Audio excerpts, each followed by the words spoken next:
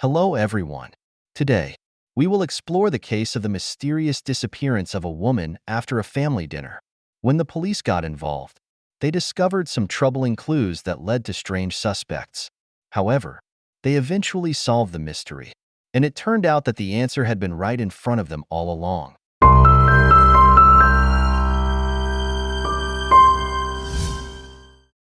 Lisa Valdez, born on September 6, 1961, in San Francisco, California, grew up with her brother and mother. Although her father was not present in their lives, Lisa and her mother were always close and rarely argued. People were often surprised by their perfect relationship. As a teenager, Lisa started learning dance and developed a passion for it. She also had an interest in modern technology, exploring IT when the field was still new, and was the first in her group of friends to use email. After graduating from college, Lisa worked as a software analyst in San Francisco.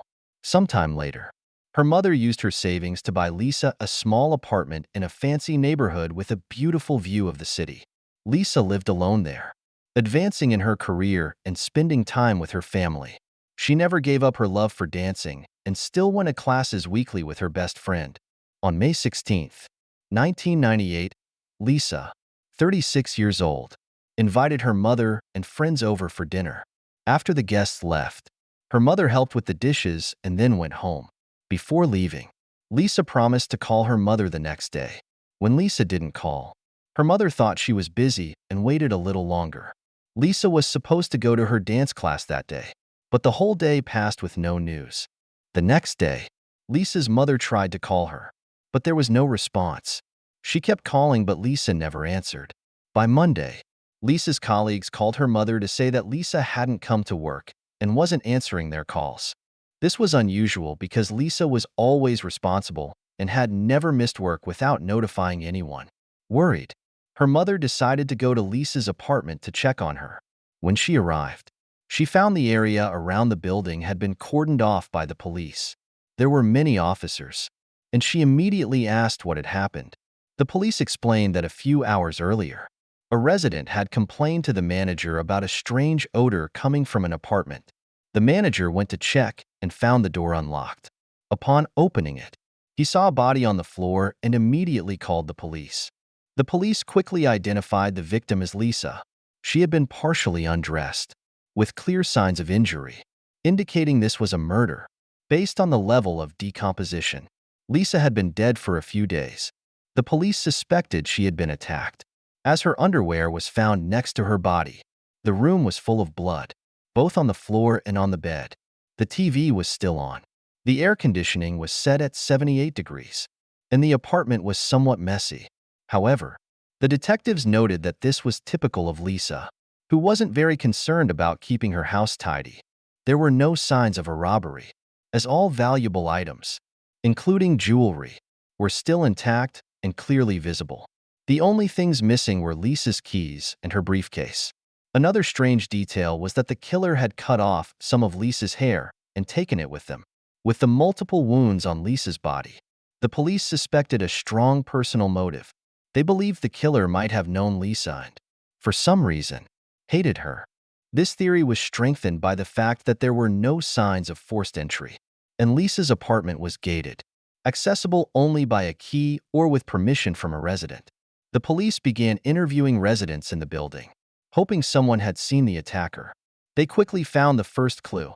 A neighbor of Lisa's reported that 2 days prior, when returning from a trip, he noticed part of the metal frame of his door was bent and there was a faint bloodstain on the door. He had reported this to the manager, but they decided not to contact the police since there was no clear sign of forced entry into his apartment. The detectives were nearly certain that the person who killed Lisa was also responsible for this incident, but the motive behind the action was still unclear. Perhaps the killer had tried to break into the neighbor's apartment and was caught by Lisa, leading to the murder. Another theory was that the break-in might have occurred after Lisa was killed, creating confusion in the sequence of events. The detectives spoke with the janitor, who cleaned Lisa's apartment weekly. 2 days before Lisa's body was discovered, she had used her key to enter the complex and attempted to open Lisa's door, but it was blocked from the inside. She looked through the crack and saw a woman lying naked on the floor and heard a man's voice. She assumed she was interrupting something private and left immediately. The police denied that Lisa had been dead at that time, and the man's voice was that of her killer, who was still in the apartment. The janitor also mentioned a strange detail. She thought she saw a black, zippered bag near the body, but she wasn't sure, as she only glanced for a second. Notably, there was an envelope with cash taped to the door of Lisa's apartment. This money was for the janitor, as Lisa always left it for her the day before her scheduled visit. When she was away, the presence of the envelope suggested that Lisa might have been attacked after her mother left around midnight to early morning, as this was when Lisa typically left the money. This theory was confirmed by neighbors living on the floor below, who reported hearing sounds from above that night, like a thumb being pressed, followed by someone descending the stairs, although they didn't know who it was. While the medical experts examined Lisa's body, the detectives continued searching her apartment for clues. They soon noticed something unusual. The toilet seat was overturned. This was odd for a woman living alone. Forensic experts checked it and found a partial fingerprint that didn't belong to Lisa. The police collected fingerprints from all of Lisa's acquaintances and relatives who might have been in her apartment, but none matched. This made the detectives believe that the fingerprint might belong to the killer. The medical experts completed their report and found over 20 stab wounds on Lisa's body. However, due to decomposition, they couldn't determine whether she had been sexually assaulted. Nevertheless, the defensive wounds indicated that Lisa had fought back against her attacker. They also found skin particles under her nails, likely from the killer, and sent them for analysis. Meanwhile, forensic experts examined evidence from the apartment and discovered an important clue. A pillowcase had several blood stains, but analysis showed not all of the blood belonged to Lisa, and there were different stains.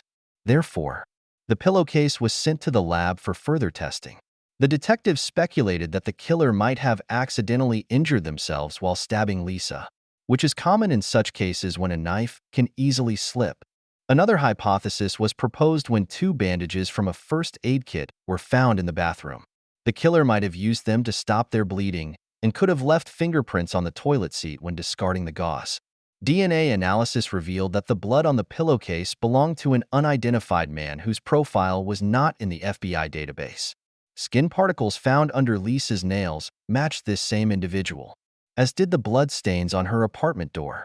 Although there was no match in the DNA database, detectives obtained the killer's DNA profile. They began comparing it to samples from suspects in crimes near Lisa's area and also scrutinized her acquaintances. Lisa's mother revealed that Lisa had dated a man named Albert Kiddo, and they had planned to go out the day after the murder.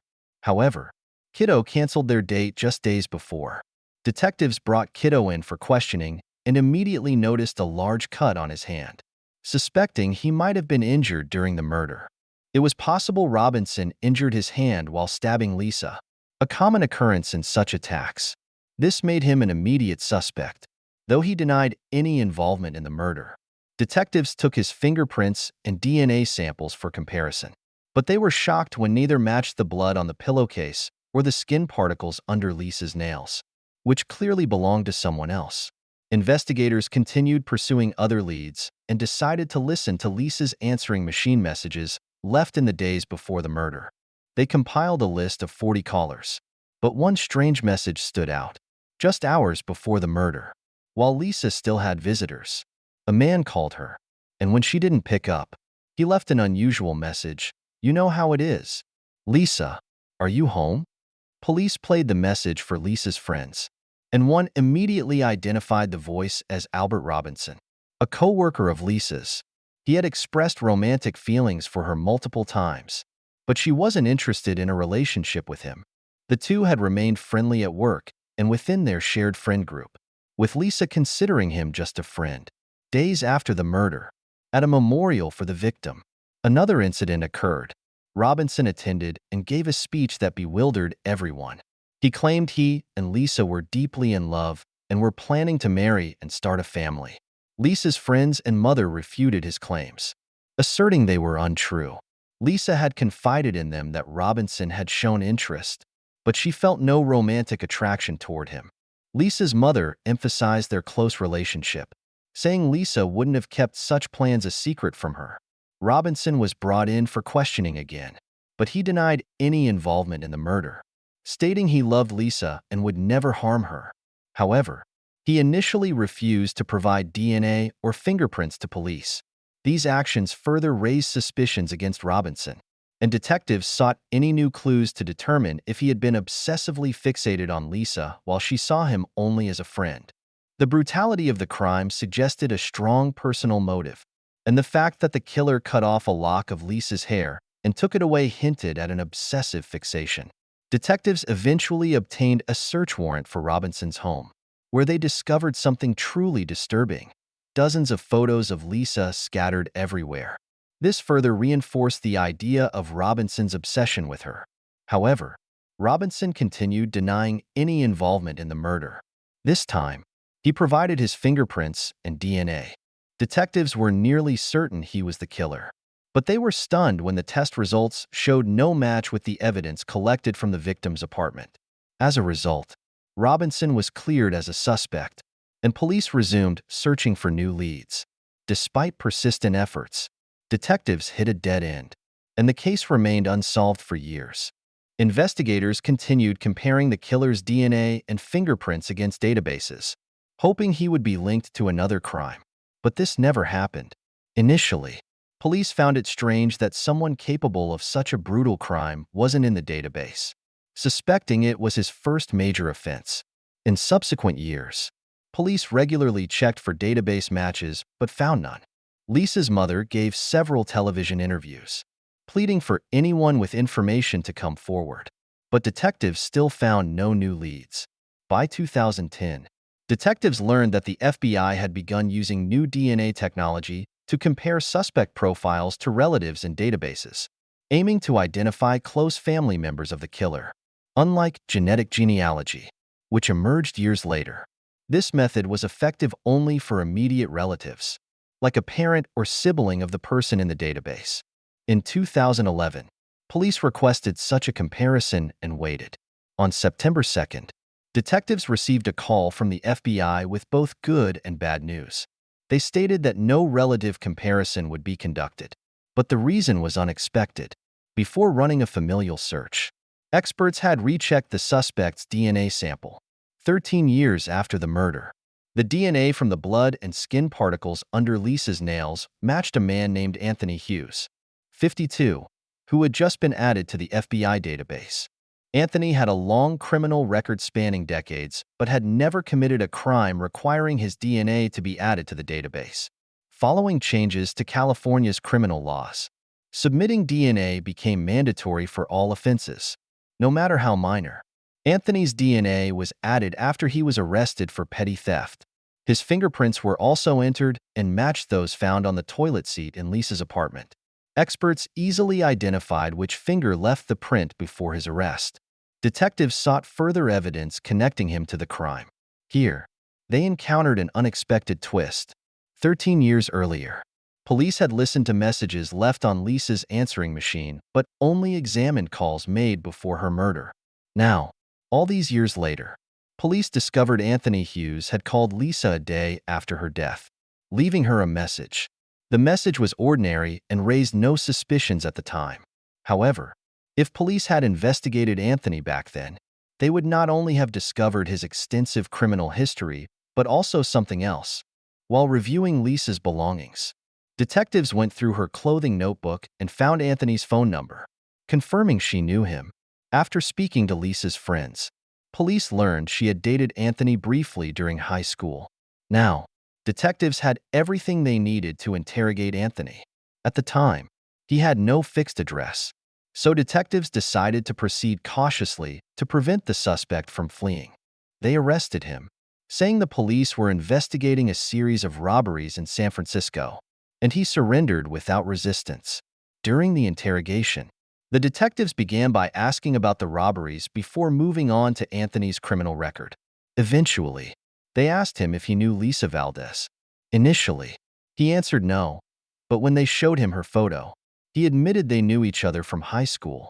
Anthony also claimed he hadn't seen her since the late 1980s. For hours, The detectives questioned him about the relationship and whether he had seen her recently. Finally, they confronted him with his DNA sample found in Lisa's apartment in 1998. Anthony suddenly began to cry and asked for a pen and paper, thinking he was about to confess. They gave him the pen and paper, but unexpectedly, the man started hitting himself with the pen. The detectives had to restrain him while he continued to cry and scream that they were trying to set him up for a crime he did not commit. Anthony was then charged with murder, and the detectives informed Lisa's family that her killer had finally been caught. However, they had to wait another 4 years before the trial began. At court, Anthony initially appeared confident, even smug, and sneered, but as the trial continued, he began to show up with a Bible in hand and a crucifix around his neck, which the detectives saw as an attempt to sway the jury. His lawyer argued that Anthony could not have committed the murder because he had been diagnosed with a condition 5 years earlier that weakened his muscles, making repetitive movements extremely difficult. The lawyer argued that Anthony would not have been able to deliver over 20 stab wounds to the victim. However, medical reports from the time of the murder indicated that Anthony's condition had been under control, and his treatment had been effective. Moreover, the prosecution had much stronger evidence pointing directly to his presence in the victim's apartment. His skin was found under Lisa's nails, his blood on a pillowcase, and his fingerprints on the toilet tank. Despite all this, Anthony continued to insist that he had not seen Lisa since the late 1980s. The prosecution theorized that Anthony had contacted Lisa and went to her apartment, where he attempted to have sex with her, but she rejected him. In a fit of rage, he killed her, cut off part of her hair, and took it with him before fleeing the scene. Eventually, the jury unanimously convicted him of first-degree murder. However, there was an issue with convicting him on the charge of sexual assault. The prosecution believed Anthony had actually assaulted the victim, but due to the level of decomposition, there was no direct evidence to confirm this. The situation became more complicated when, before sentencing, Anthony objected to the assault charges, arguing that the 133-year delay in bringing charges violated his constitutional rights. As a result, the main charge was reduced from first-degree murder to second-degree murder, leading to a less severe penalty. Anthony was ultimately sentenced to life in prison with the possibility of parole after just 16 years, in 2031, when he would be 72 years old. Since then, Anthony has been serving his sentence in prison and continues to maintain his innocence. Lisa's family hopes that his parole request will be denied, which is very likely. The parole board views the refusal to admit guilt as a sign of lack of remorse, meaning the offender is not deserving of parole. Share your thoughts on this story in the comments. And don't forget to hit the like button if you enjoyed my video. Thank you for watching.